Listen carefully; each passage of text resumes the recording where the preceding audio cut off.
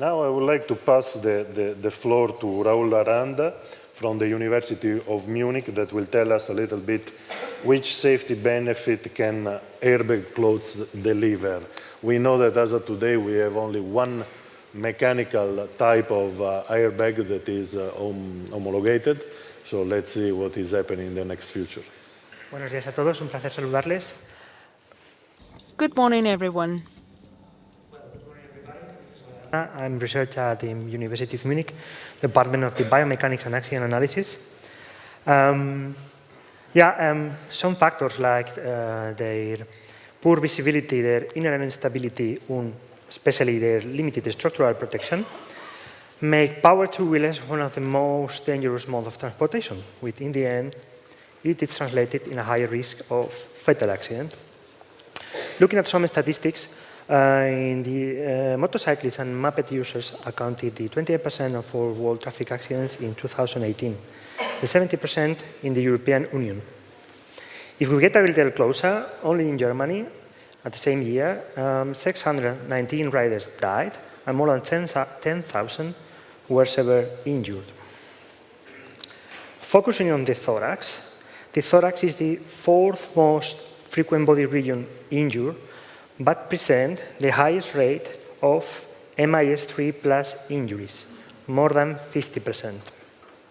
Another study, a posterior study on the same direction, reported that more than 50% of the AIS4 plus injuries were located at the thorax.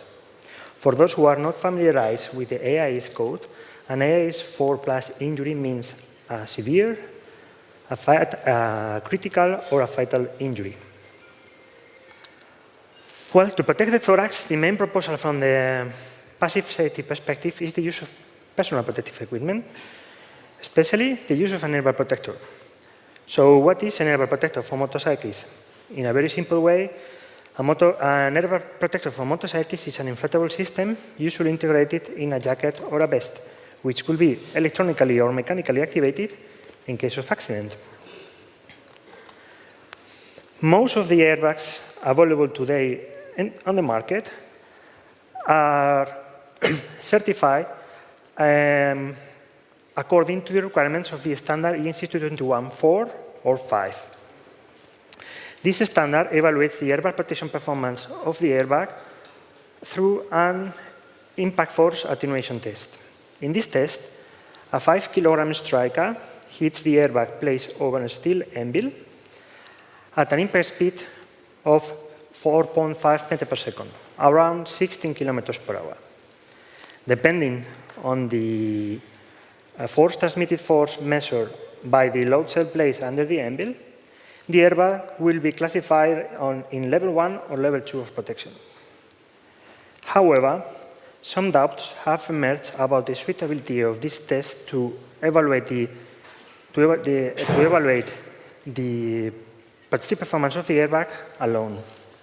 Firstly, it's a test that presents low biofidelity. The test reproduces an impact between two rigid bodies. But in the reality, it happens an impact between a deformable body, which is the human body, and a rigid body. So the human body is not represented in this test. Secondly, it presents a low correspondency with the reality. The level of impact energy analyzed in this test is significantly less with those one presented in a motorcycle accident. Thirdly, the test presents some limitations to distinguish the optimal thickness-pressure combination. And finally, the scientific background of the impact force threshold values is completely unknown. So, due to these limitations, two questions come automatically. How much protection could a motorcycle airbag offer in a realistic impact scenario? How should a testing procedure for a more comprehensive assessment of the thorax airbag be designed? What kind of criteria should this procedure consider? To respond to the first question, we conduct a study based on numerical simulations. As a representation of the human body, we use a finite element human body model. To define a real accident impact scenario, we analyze accident data and we define the impact conditions in terms of impact velocity and radius of the impact object. We validated a finite element airbag model after testing a commercial airbag.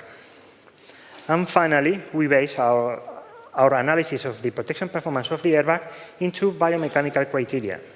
Firstly, we conducted a strain-based analysis, which was used to determine the number of rib fractures after the impact.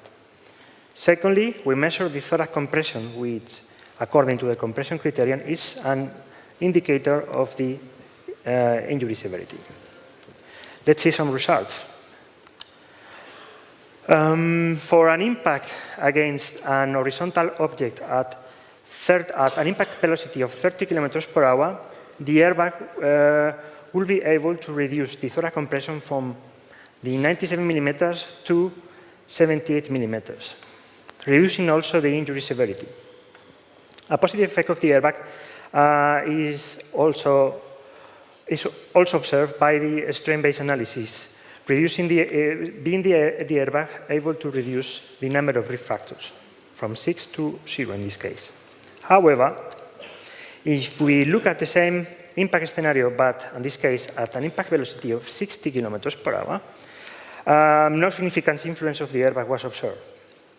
Looking at the thorax compression, similar values were obtained in both cases, with and without airbag. And in the end, the injury severity will be the same. Looking at the strain-based analysis, despite the airbag, a lot of rib fractures will be obtained. We've seen in the numerical study how different is the standard procedure test from a real accident scenario. So how should be a better procedure for the analysis of the protection performance of a thorax airbag? Well, the test should be more realistic.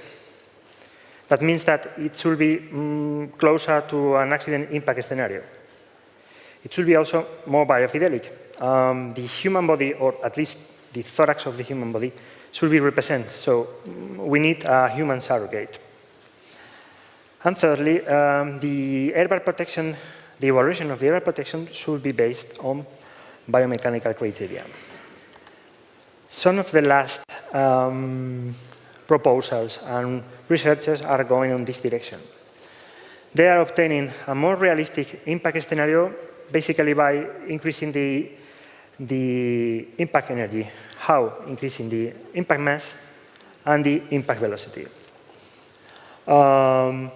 They are also obtaining a more biofidelic test, including the hybrid 3 dummy, or at least the hybrid 3 dummy thorax.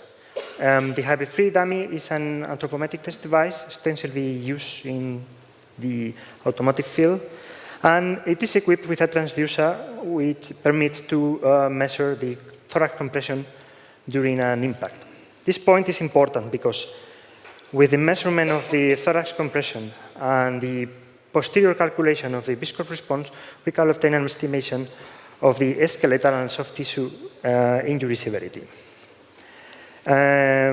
With this calculation, we could create or elaborate a system who permits to analyze and classify the airbags depending on their probability of injury risk. To summarize and conclude, the protection performance of an airbag for motorcyclists depends extremely on the impact velocity. An airbag could effectively provide protection up to 30 kilometers per hour of impact speed. However, no significant protection was observed for high impact velocities.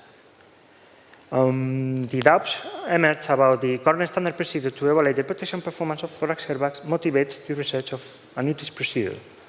This test procedure should consider realistic impact conditions, should include a human surrogate, and should base the protection performance evaluation on biomechanical criteria. Some reference if you want to check for more information. And thank you very much for your attention. And if you have questions, please don't hesitate to contact me.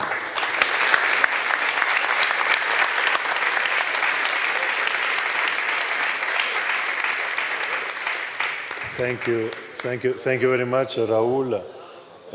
I don't want to be negative, but if we put together what we heard yesterday from the General Director of the Dirección General de Traffic, that the main point are the accident on the carretera, so I imagine higher than 30 kilometers per hour. And your conclusion today, I ask the question, what are needed for the airbag? Because if the highest number of accidents happen on a highest speed of 30 kilometers per hour, and we see that they are not useful, so why are we investing on this tool? It's a provocation rather than a question. Yeah, actually, well, if I don't have a question. Of course, we need to investigate for another technical solution. But with current technology, yeah, with the current airbags, we are limited to this, let's say, low impact speed. But yes, maybe the solution will be not only to rely on the airbag. It could be more a combination from different factors. If it is possible to reduce the impact speeds, maybe the airbag will have a chance to play an important role in the accident. Thank you, Raúl. And another point is a consideration. As FIM, we sanctioned the motorcycle sport, and it is 5 years, this year, 50 years, that we put compulsory airbag vest in the top competition, MotoGP, 3 years ago also on the cross-country rally. The manufacturers that are producing these airbag vests, I think they are into the industry, and they are, do they share their data? Do they provide insights to the academia, to the research, in order to develop an airbag that can be used on the road? Again, another provocation. I know that it's very difficult. It's a nice provocation. But if we look at your slide saying up to 30 kilometers per hour, let's not speak about MotoGP, let's speak about cross-country rally. They go 140, 150, 160 kilometers per hour. Well, responding to your answer, the direct answer is no. Yeah, if you call, well, the results that I presented, we analyzed an airbag, and it was because a project we started with the German Association of Insurance, and yeah, they asked us about, hey, how could protection could an airbag provide? And yeah, we test an airbag, but we bought some exemplars of the airbag, some units, but we don't tell about them to the manufacturer.